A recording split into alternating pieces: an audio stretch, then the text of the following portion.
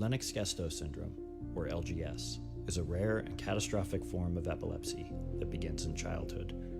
It is one of the developmental and epileptic encephalopathies, which are severe disorders of the brain. LGS starts at a young age and consists of an abnormal EEG, multiple seizure types, and eventual cognitive and behavioral abnormalities.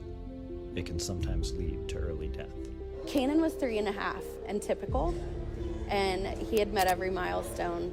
He gave great fishy kisses, and we were big, avid season ticket holders for Oklahoma State, and he was a boy's boy. My daughter Spencer is 14 years old. She was diagnosed with LGS when she was 7. So until then, we didn't know anything. It was just a real mystery. For about a year after we got diagnosed with epilepsy, Kanan's seizures began to progress and get much worse. He started having multiple seizure types and was getting really hurt because he was having drop seizures at this point. With LGS, there is always an evolution. After the first seizure presents itself, other types of seizures will emerge. Those with LGS have frequent seizures of multiple types. 30 to 50% of individuals with LGS have infantile spasms prior to developing LGS. Amari was diagnosed first with infantile spasms when she was 2 months. It was devastating. It was so devastating. Lily was having between 800 and 900 seizures a day at that time. Her brain was pretty much on fire.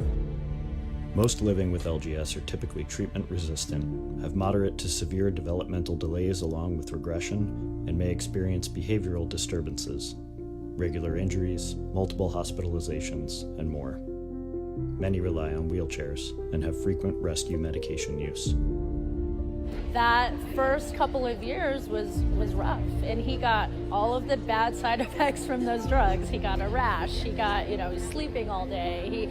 It's rough not only with the medical side, but on the family as well. LGS impacts every aspect of daily life for the individual living with LGS and for their families. They face a high risk of sudden unexpected death in epilepsy and other life-threatening injuries and illnesses.